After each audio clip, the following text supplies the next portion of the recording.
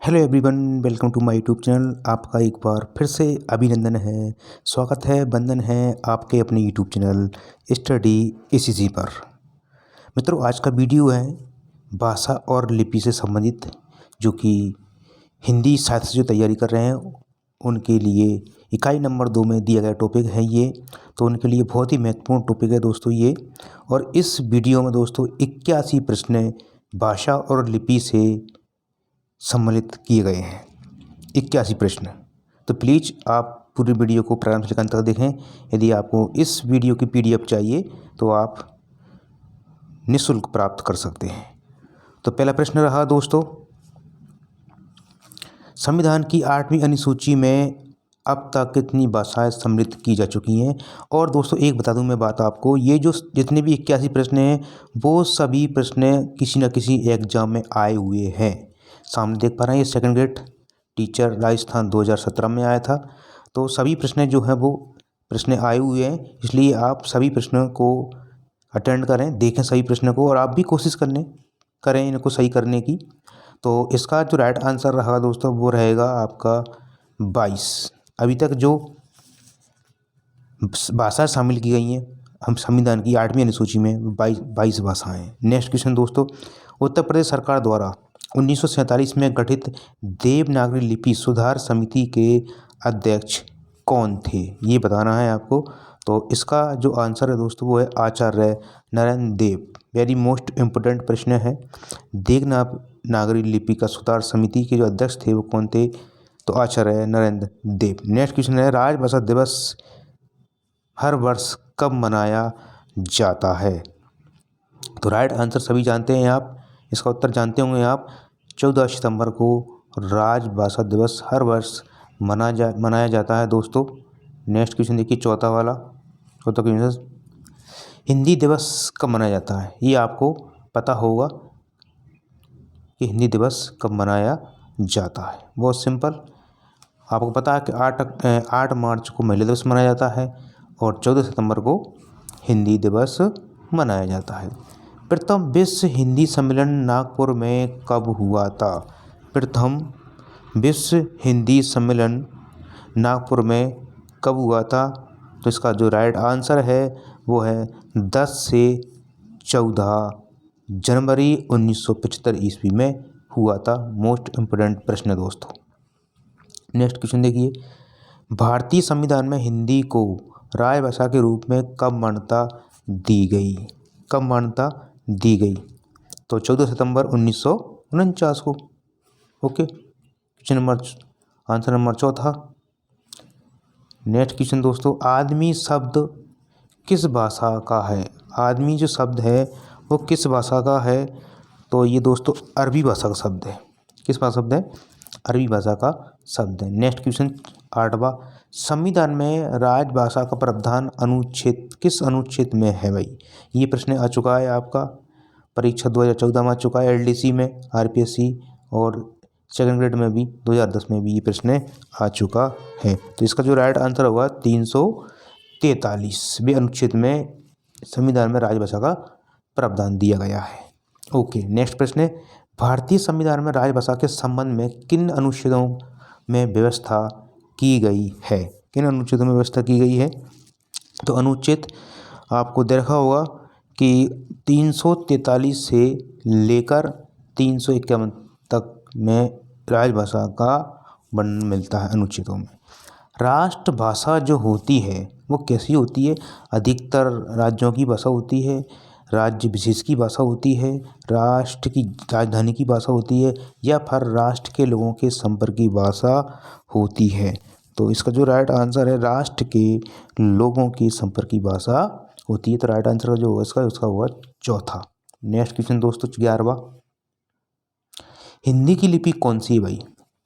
हिंदी की जो लिपि है वो कौन सी है, फारसी है, गुरुमुखी लिपि है, रोमन है, या फिर देवनागरी है। तो आपको पता है इसकी जो लिपि है वो कौन सी दोस्तों, देवनागरी। नेक्स्ट क्वेश्चन, राजभाषा अधिनियम कब पारित किया गया था। राजभाषा अधिनियम कब पारित किया गया था, 1963 में, 1961 में, 1965 में, या फिर में। तो 1963 में ये नियम राजभाषा अधिनियम पारित किया गया था। राजभाषा अधिनियम में संशोधन कब हुआ था? बहुत ही अच्छा प्रश्न है। संशोधन कब हुआ था दोस्तों?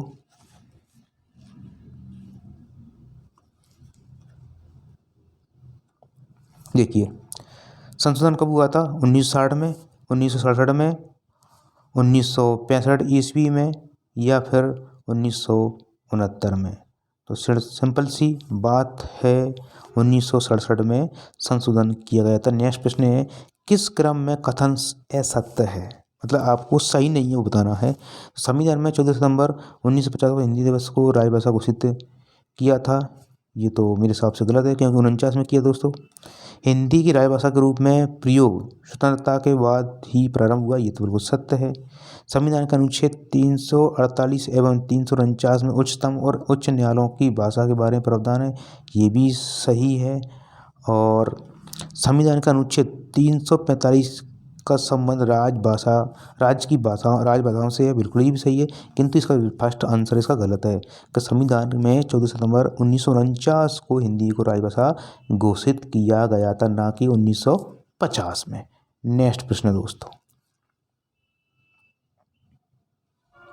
देखिए, महात्मा गांधी ने हिंदी के प्रचार प्रसार के लिए किस संस्था की स्थापना की थी? वेरी वेरी मोस्ट इम्पोर्टेंट प्रश्न है दोस्तों। तो राष्ट्रभाषा प्रचार समिति की स्थापना की थी। राजभाषा नियम 1976 में गए क्षेत्र में कौन से राज्य सम्मिलित है? दोस्तों, यदि आपको इस वीडियो को देखना है कि भारत के जो क्षेत्र हैं पूरे वो किस श्रेणी में आते हैं, वो उसका वीडियो मेरे चैनल पर पड़ा हुआ है, और उसको आप देख सकते हैं। कैक है, अंग्रेजी वाला, हिंदी वाला, और कौन से दोनों में से 3 प्रकार की कैटेगरी मतलब बनाई गई है भारत के लिए भाषा क्षेत्र के अंतर्गत, तो उसको आप देख सकते हैं। नेक्स्ट क्वेश्चन देखिए 16वां, राजभाषा अधिनियम 1976 में गए क्षेत्र में कौन सा राज्य सम्मिलित है? बिहार है, मध्य प्रदेश है, असम है, या पंजाब है? तो इसका जो राइट आंसर है दोस्तों वो है असम को इसमें शामिल किया गया है। राजभाषा विभाग की स्थापना कब की गई थी? राजभाषा विभाग की स्थापना कब की गई थी?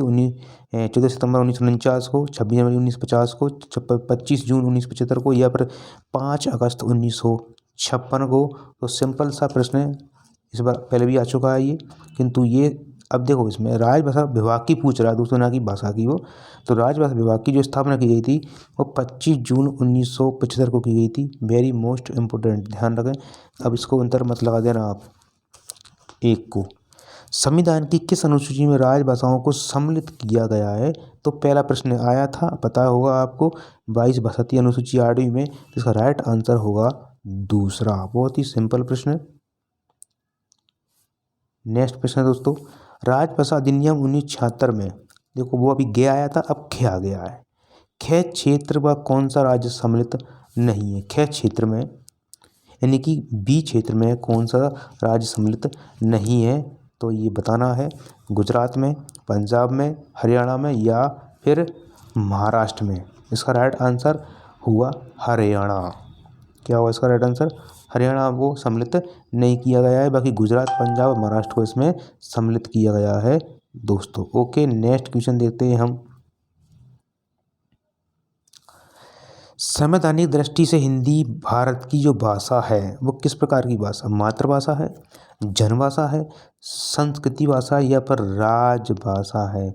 बिल्कुल बिल्कुल, कौन सी भाषा है? अभी पढ़ा था मैंने कि हिंदी को राजभाषा माना गया है। राष्ट्रभाषा अभी भी भारत में कोई भी राष्ट्रभाषा नहीं है दोस्तों, ध्यान रखें आप। हिंदी राजभाषा, ना कि राष्ट्रभाषा। राष्ट्रभाषा कोई सी है ही नहीं है, आप तो ये ध्यान रखें।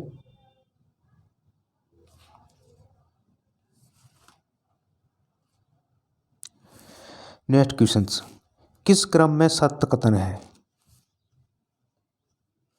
सरकारी कामकाजों की भाषा को राजभाषा कहते हैं। संविधान की 8वीं अनुसूची में 15 भाषाएं, बिल्कुल गलत है दोस्तों, 22 भाषाएं सम्मिलित की गई हैं 8वीं अनुसूची में। संविधान में हिंदी को राष्ट्रभाषा घोषित किया गया है।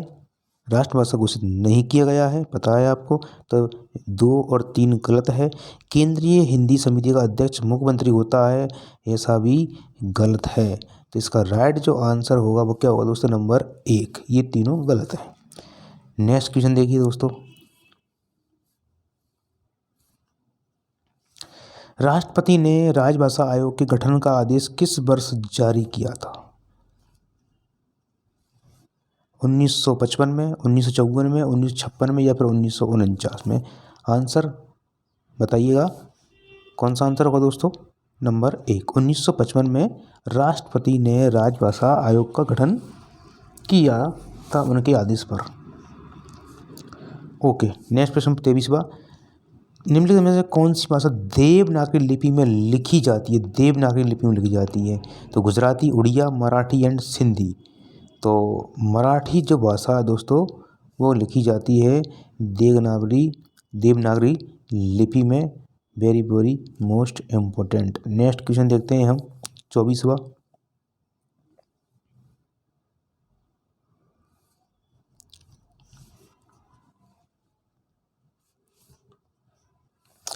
देवनागरी लिपि का विकास किस लिपि से हुआ है? देवनागरी लिपि का विकास किस लिपि से हुआ है ये आपको बताना है। खरोष्ट लिपि से हुआ है, ब्राह्मण लिपि से हुआ है, फारसी लिपि से हुआ है या फिर रोमन लिपि से हुआ है? तो राइट आंसर है ब्राह्मणी लिपि से हुआ है, नंबर 2। पश्चिमी राजस्थान की बोली निम्न में से कौन सी है? तो दोस्तों ध्यान रखिए, भाषाओं से संबंधित वीडियो मैंने इससे पहले अपलोड कर रखा है।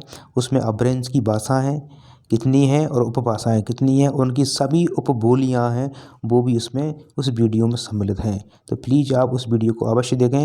यदि भाषा से संबंधित कोई भी वीडियो आता है, कोई भी प्रश्न यदि आता है तो निश्चित रूप से वो बाहर नहीं जाएगा। तो प्लीज़ उसको आप देखें, उस वीडियो को प्ले लिस्ट में पड़ा हुआ है।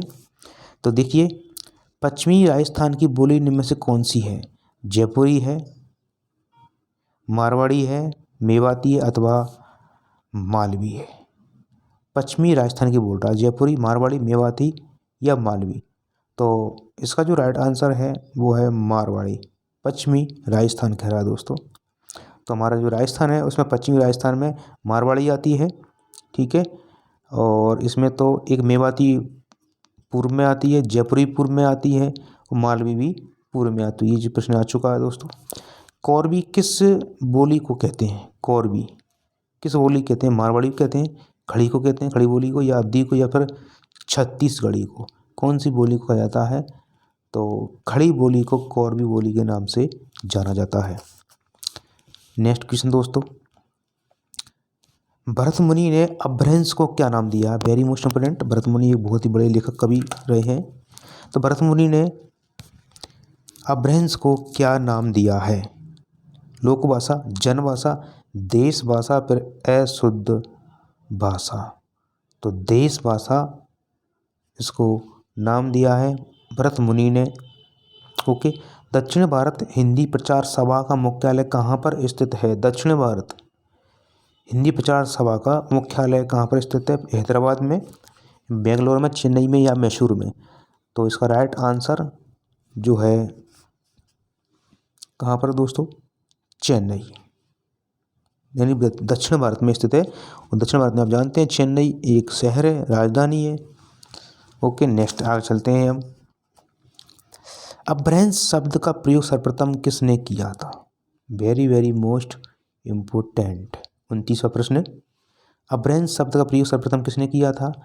भरत ने, पतंजलि ने, राजशेखर ने या फिर भामह ने? तो राइट आंसर होगा पतंजलि ने सर्वप्रथम अपभ्रंश शब्द का प्रयोग किया। हिंदी का पहला समाचार पत्र का नाम बताइए। कौन सा है दोस्तों? उद्दंड मार्तंड। और मार्तंड का अर्थ क्या होता है जानते हैं आप? सूर्य।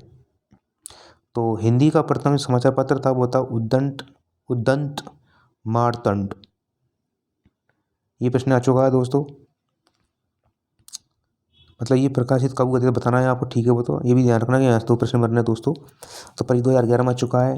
उत्तर प्रदेश यूपीएससी में भी, ये पीएस में भी आ चुका है 2005 में। तो इसका जो राइट आंसर होगा आप सोचिए थोड़ा सा क्या होगा।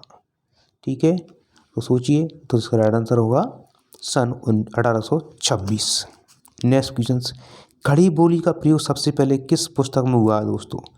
भक्ति सागर में, सुख सागर में, काव्य सागर में या फिर प्रेम सागर में? तो राइट आंसर होगा सुख सागर में खड़ी बोली का सर्वप्रथम या खड़ी बोली का प्रयोग सबसे पहले या सर्वप्रथम कह सकते हैं हुआ है। तो कौन सी पुस्तक है? सुख सागर। वेरी मोस्ट इम्पोर्टेंट प्रश्न है दोस्तों। नेक्स्ट क्वेश्चन देखते हैं हम आगे। 32वां, निम्नांकित में से कौन सी विशेषता देवनागरी लिपि की नहीं है? इसमें जैसा उच्चारण होता है वैसा लिखा जाता है। ओके, एक ध्वनि के लिए एक ही प्रतीक है। इसमें शिरोरेखा का प्रयोग महत्वपूर्ण होता है।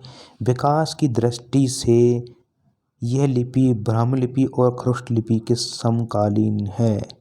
तो राइट आंसर इसमें से सही जो नहीं है वो है विकास की दृष्टि से यह लिपि ब्राह्मणी और खरोष्टी के समकालीन है, ऐसा नहीं है। यही गलत है, बाकी सब इसमें सही है। जैसा उच्चारण होता है वैसा ही लिखा जाता है। एक ध्वनि के लिए केवल एक ही प्रतीक होता है और शिरोरेखा का प्रयोग, शिरोरेखा होती है दोस्तों लगाने वाली, इस प्रकार से इनका प्रयोग महत्वपूर्ण होता है। नेक्स्ट क्वेश्चंस, अपभ्रंश में कुल कितने स्वर थे? Very very nice. अपभ्रंश में कुल कितने स्वर थे भाई? प्रारंभ में 9, 10, 12 या फिर 8? तो राइट आंसर होगा 8। अपभ्रंश में जो स्वरों की संख्या कितनी है? 8 है दोस्तों। ब्रज भाषा का विकास किससे हुआ है? ब्रज भाषा का विकास किससे हुआ है? मागधी से, पेचासी से, शोरसेनी से या फिर अर्धमागधी से? तो आपको मैंने कहा आपको वीडियो देख लेना चाहिए। मेरा बना हुआ एक वीडियो है, शॉर्ट भी है और फुल वीडियो भी है जिसमें समझाया गया है। तो इसका जो राइट आंसर होगा शोरसेनी अपभ्रंश से ब्रज भाषा का उद्गम हुआ है, वहीं से अवधी भाषा का भी हुआ है। ओके, नेक्स्ट क्वेश्चन तो अपभ्रंश की उत्तरकालीन अवस्था का नाम क्या है? अपभ्रंश की उत्तरकालीन अवस्था का क्या नाम है? संस्कृत है, अवहट्ट है, प्राकृत है या फिर पाली है? राइट आंसर आपको बताना है। तो इसका जो राइट आंसर होगा वो होगा अवहट्ट। मगही किस हिंदी प्रदेश की बोली? मगही किस प्रदेश में मतलब हिंदी प्रदेश की बोली है? मध्य प्रदेश की है, बिहार की है, राजस्थान की है या फिर छत्तीसगढ़ की है? तो मगही बिहार की है दोस्तों। किसकी है? बिहार में मगही भाषा बोली जाती है। बिहारी तो बोली जाती है लेकिन मगही भी बोली जाती है। मगधी नहीं है दोस्तों, मगही है। नेक्स्ट प्रश्न देखते हैं हम दोस्तों।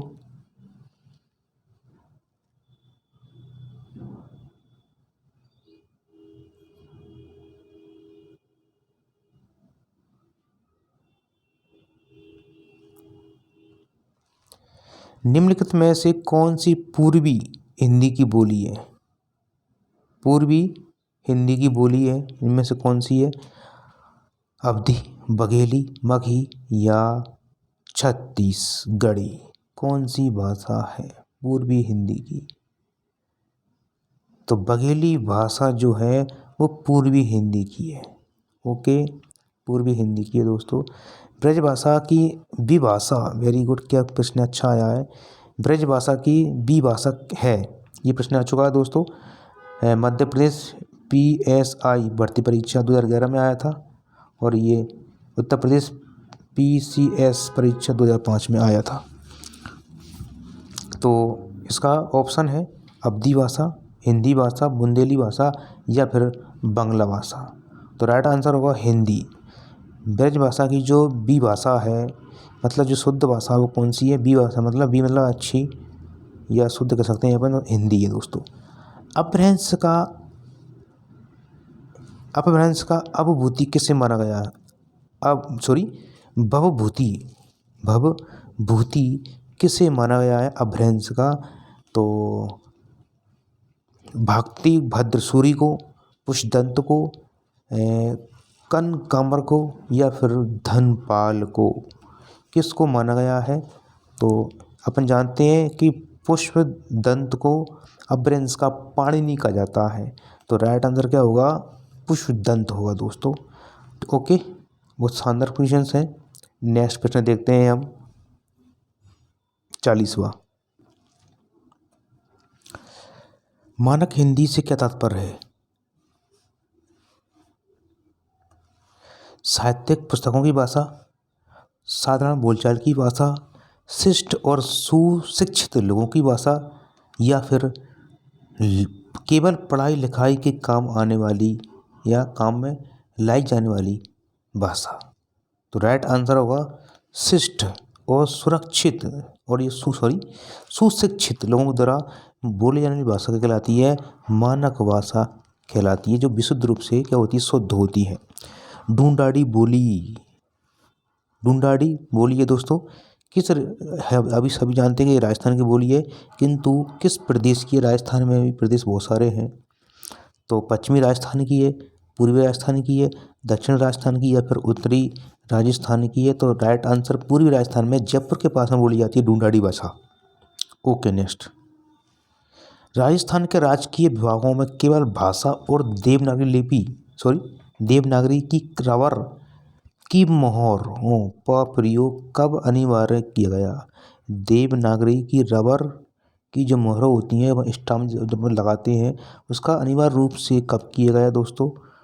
तो इसका जो राइट आंसर है वो है दोस्तों 1976 में ये अनिवार्य रूप कर दिया गया था इसका। नेक्स्ट क्वेश्चन देखते हैं हम।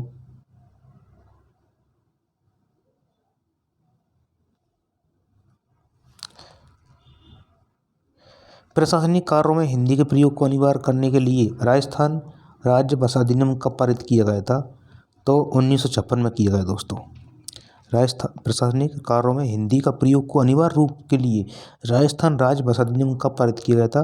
तो 1956 में किया गया था। देवनागरी लिपि का विकास हुआ है, किससे हुआ है देवनागरी लिपि का विकास दोस्तों? देवनागरी लिपि का विकास किससे हुआ है?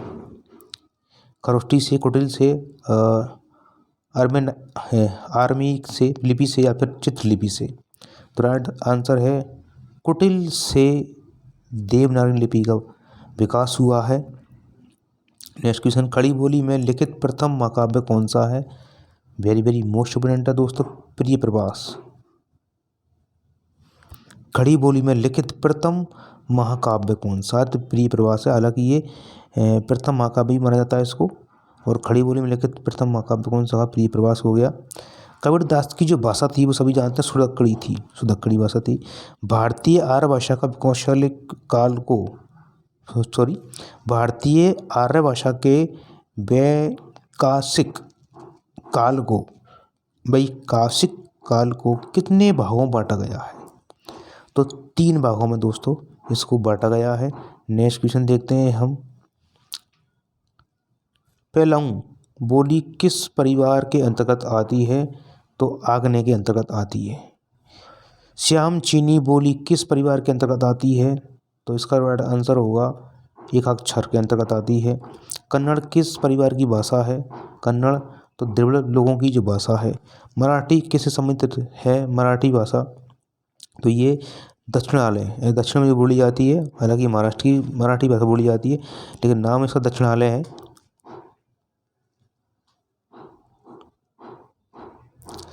गुजराती भाषा किससे विकसित हुई है?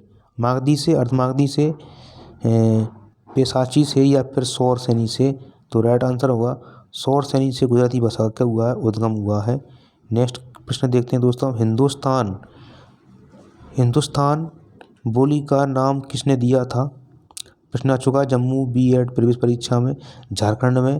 तो राइट आंसर होगा अंग्रेज हिंदू बोली का नाम इसने दिया था। बगरू कहाँ की बोली है? Very next important. पूर्वी हिंदी है, दक्षिणी हिंदी है, पश्चिमी हिंदी या फिर मध्य पूर्वी हिंदी है? तो पश्चिमी बोली के अंतर्गत बगरू भाषा बोली जो है आती है दोस्तों। लवकाप की कृति छत्र प्रकाश में किस बोली में से है? छत्तीसगढ़ी से, भोजपुरी से, या बुंदेलखंडी से है, या फिर बुंदेली से? तो राइट आंसर होगा बुंदेली की बोली है दोस्तों, बुंदेली से आती है ये। नेक्स्ट प्रश्न देखते हैं हम। 56वां प्रश्न दोस्तों, पंजाबी मूलतः किस भाषा का शब्द? पंजाबी अरबी का, फारसी का, फ्रेंच का, या फिर स्पेनिश का है? तो कौन सा सर इसका? ये दोस्तों पंजाबी जो शब्द है वो फारसी भाषा का है। हिंदी शब्द भी किसका है? फारसी भाषा का शब्द है। पंजाबी फिर भी जो है फारसी भाषा का है।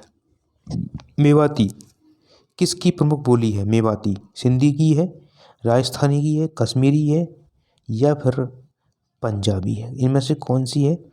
तो मेवाती जो बोली दोस्तों वो हरियाणा के आसपास क्षेत्र में बोली जाती है। हरियाणा और राजस्थान के क्षेत्र में, इसलिए इसे राजस्थानी के अंतर्गत आती है, ध्यान रखें आप। निम्नलिखित में से कौन सी लिपि देवनागरी लिपि से पर्याप्त साम्य रखती है? समांतर, साम्य मतलब होता है समांतर रखती है। बांग्ला, गुजराती, मलयालम, या फिर मराठी? तो देवनागरी लिपि जो है वो गुजराती से संबंध रखती है। इसके बाद नेक्स्ट, ओडिया किस राज्य की राजभाषा है? तो आप सभी जानते हैं, चल लगा रखा है मैंने, ओडिशा या उड़ीसा की ये राज्य भाषा है। मॉडर्न आर्यन लैंग्वेज किसकी कृति है? ये पुस्तक का नाम है, ये रचना है, किसकी रचना है? एडवर्ड हेनरी पामर की, जॉर्ज अब्राहम ग्रियर्सन की, या फिर रेवरेंड थॉमस क्रोवेन की, या फिर हेनरी जॉर्ज रेवरटी की? तो इसका जो राइट आंसर होगा वो सोचिए आप। अच्छा प्रश्न है दोस्तों ये। तो जॉर्ज अब्राहम ग्रियर्सन की है, कर्नल जेम्स हुड के शिष्य रहे हैं ये अब्राहम ग्रियर्सन। नेक्स्ट प्रश्न है, पाली साहित्य का संबंध प्रमुखतः किससे है? वर्धमान महावीर से, आदि शंकराचार्य से, बौधायन से, या फिर गौतम बुद्ध से? किससे है? तो इनका जो संबंध दोस्तों पाली साहित्य का संबंध वो गौतम बुद्ध से है। किससे है? गौतम बुद्ध से है। नेक्स्ट प्रश्न देखते हैं हम। पाटली शब्द से पाली की व्युत्पत्ति किसने मानी है? किस व्यक्ति ने मानी है बताना है आपको। तो ओल्डेनबर्ग ने, या चाइल्डर्स विंटस ने, या गाइगर ने, या फिर मैक्समूलर ने मानी है? तो बताना है आपको। तो तो पाटली शब्द की जो पाली से व्युत्पत्ति मानी है वो मानी है मैक्समूलर ने मानी है। नेक्स्ट क्वेश्चन दोस्तों, पाली काल की समाप्ति के पश्चात किस भाषा का रूप था?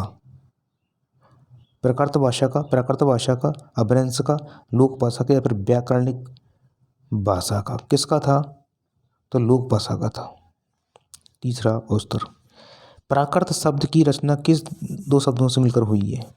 प्राक धन कृत, प्राकृत धन तय, प्रय धन एकृत, या फिर इसमें से कोई नहीं? तो बहुत ही सिंपल प्रश्न है दोस्तों ये, तो इस प्रकार प्रश्न आते नहीं है। खैर, प्राक धन कृत, ठीक है, ओके। नेक्स्ट पहला उत्तर इसका। किस नाटक में प्राचीन मागधी, शोरसेनी और प्राचीन अर्धमागधी के प्रयोग मिलते हैं? ये प्रश्न आ चुका है 2010 में, 2007 में। कालिदास, भास, भरतमुनि, या फिर अश्वघोष? तीनों में से किस में से मिलती है? तो अश्वघोष एक रचना है उसमें ये मिलती है। नेक्स्ट प्रश्न है, किस ग्रंथ में पैशाची जाति का उल्लेख मिलता है? तो वाल्मीकि रामायण में मिलता है, या फिर श्रीमद् भगवत गीता में मिलता है, महाभारत में मिलता है, या फिर उपनिवेश में मिलता है? बताइएगा। बहुत ही सिंपल प्रश्न है ये, किसमें मिलता है? तो इसका जो राइट आंसर है वो है दोस्तों महाभारत। महाभारत में इसका पैशाची जाति का वर्णन मिलता है। नेक्स्ट प्रश्न देखते हैं हम। 67वां, भाषा वैज्ञानिक स्तर पर प्राकृत के कितने भेद स्वीकार किए गए हैं? 5, 3, 6 या फिर 4? तो राइट आंसर है 5। 5 भेद सम्मिलित इसमें किए गए हैं। नेक्स्ट क्वेश्चन दोस्तों, ध्वनि की दृष्टि से प्राकृत भाषा सबसे अधिक किसके निकट है? अपभ्रंश के, संस्कृत के, पाली के या फिर इसमें से कोई नहीं? तो राइट आंसर होगा इसका पाली। अपभ्रंश का दूसरा नाम क्या है? अपहट्ट, लोकभाषा, पिशाची या फिर देसी? तो राइट आंसर अपन पढ़ चुके हैं इस प्रकार प्रश्न पहले। अपहट्ट इसका दूसरा नाम है। उक्ति प्रकरणम में दामोदर पंडित ने किस भाषा को अपभ्रष्ट भाषा कहा है? दक्षिणी को, पश्चिमी को, अवध को या फिर कौशल को? तो इसका जो राइट आंसर है वो है कौशल की भाषा को अपभ्रष्ट भाषा कहा है। लहंदा कहाँ की भाषा है भाई? लहंदा कहाँ की भाषा? अफगानिस्तान की है, पाकिस्तान, यूरोप की या फिर जापान की? उत्तर राइट है इसका अफगानिस्तान। कोंकणी कहाँ की बोली है? तो मराठी बोली है कोंकणी, एक महाराष्ट्र की है। घरानंद किस धारा विशेष के प्रमुख कवि रहे हैं? घरानंद भक्ति काल के, निरुक्त काल के, रीति काल के, फिर वीर गाथा काल के? बताइए इसमें से इसका राइट आंसर क्या होगा? तो घरानंद जो है बहुत ही प्रसिद्ध रहे हैं। घरानंद किस धारा के विशेष रूप से प्रमुख कवि रहे हैं? ये तो रीति काल के प्रमुख कवि रहे हैं दोस्तों। नेक्स्ट प्रश्न देखते हैं हम। मध्य युग में हिंदी को केरल में किस नाम से जाना जाता था? तुल्लक भाषा, कर्मणी भाषा, उतुंग भाषा या फिर रार भाषा? किस नाम से जाना जाता? तो तुल्लक भाषा के नाम से इसको जाना जाता था दोस्तों। भारत में कितनी मातृभाषाएं हैं? वेरी मोस्ट इम्पोर्टेंट प्रश्न है। लगभग 2000, लगभग 1992, लगभग 500 या फिर लगभग 4000? तो राइट आंसर इसको होगा दोस्तों लगभग 1992 भाषाएं भारत में मातृभाषाएं हैं दोस्तों। इसका तो राइट आंसर होगा नंबर 2। देवनागरी लिपि में लिखित हिंदी को राजभाषा के रूप में कब स्वीकार किया गया था? 2009 में ये प्रश्न आया हुआ है।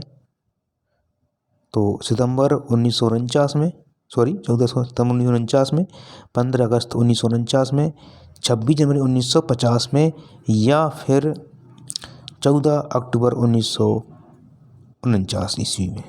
तो राइट आंसर सभी जानते हैं आप कब स्वीकार किया गया था इसको? 14 सितंबर 1949 में राइट आंसर पहला। संघ की राजभाषा और लिपि देवनागरी होगी व्यवस्था भारतीय संविधान के किस अनुच्छेद में की गई है?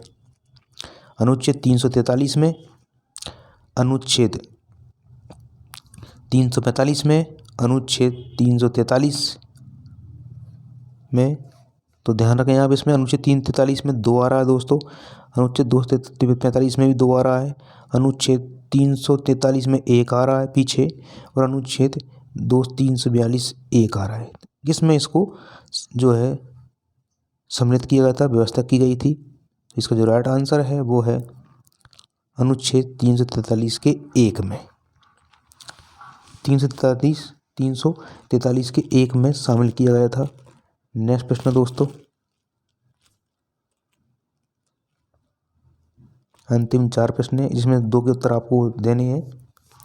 किस अनुच्छेद में राज्य के विधानमंडलों को किस भाषा की छूट दी गई है कि वे अपने यहाँ क्षेत्रीय भाषा हिंदी अथवा अंग्रेजी किसी का भी प्रयोग कर सकते हैं? पटवारी 2011-2008 में ये प्रश्न आ चुका है। तो अनुच्छेद 345, अनुच्छेद 343, अनुच्छेद 342, अनुच्छेद 345? इसका राइट आंसर क्या होना चाहिए?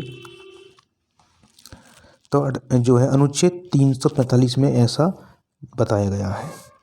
इसका राइट आंसर होगा नंबर 1। संविधान के किस अनुच्छेद के अनुसार संघ की भाषा हिंदी और लिपि देवनागरी है? वेरी मोस्ट इम्पोर्टेंट, इस प्रश्न का उत्तर आपको देना बताना दोस्तों कि संविधान के किस अनुच्छेद के अनुसार संघ की भाषा हिंदी होगी और लिपि जो लिपि है वो देवनागरी होगी? तो आपको इसका उत्तर देना है।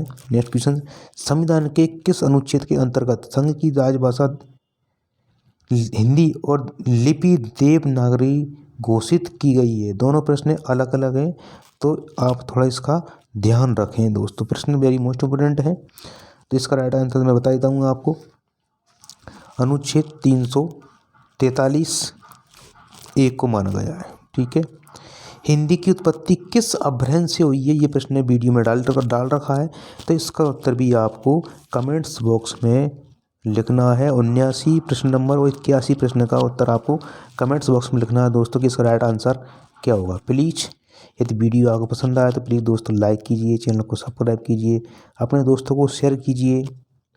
मैं आशा करता हूँ आपको ये वीडियो पसंद आएगा, और मैं ये भी आशा करता हूँ कि आप जिसकी भी तैयारी कर रहे हैं आप सफल हों। निश्चित रूप से मेहनत करें, निश्चित रूप से आप सफल होंगे। तो आज के लिए इतना ही। Thank you very much. Have a nice day. आपका दिन शुभ हो। धन्यवाद। और दोस्तों ये वीडियो है हिंदी साहित्य का इतिहास, हिंदी साहित्य का पूरा वीडियो डला हुआ है।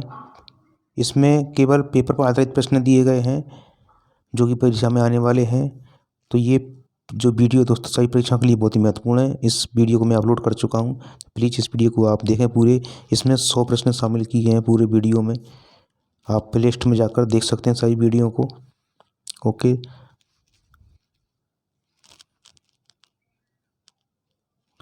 धन्यवाद दोस्तों।